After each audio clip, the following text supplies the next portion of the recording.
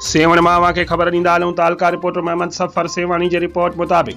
सेवण भरिसां ॻोठियो बाग यूसुफ जे रोड जी मरमत न थी, जॾहिं त इंडस हाईवे सेवण रोड खां बाग यूसुफ बूबक ताईं जेको रोड आहे उहो साल 2022 जी ॿोॾि में 1 खां 2 महीना ॿुॾल हो। जॾहिं त ॿोॾि ख़तम थी वई, वरी उन रोड ते ॻरी ट्रैफ़िक जे रोड पथरनि सां भरियल ट्रकूं, वारीअ सां भरियल ट्रकूं ऐं पथरनि सां भरियल ट्रालर हलण करे रोड जो हंधा हंधा ॾरी पियो आहे। पर सिंध हुकूमत जी हाईवे खाते उन रोड जी मरमत लाइ के बि उपाय न वरिता आहिनि, जॾहिं त हिन रोड सां बूबक शहर खां वठी सेवण ताईं जेका बि आमदो रफ़्त आहे उहा हिन रोड सां आहे, जॾहिं त रोड जूं साइडियूं पिणु खाजी वियूं आहिनि, जिन जी बि हाईवे खातो सेवण मरमत न कराए सघियो आहे, जंहिंजे करे देह बाग यूसुफ जे रहवासियुनि निगरान हुकूमत सिंध खां मुतालबो कयो त ख़ुदारा कुझु कयो, हिन रोड जी मरमत करायो त जीअं हिन रोड ते हलंदड़ ट्रैफ़िक ऐं रोड सां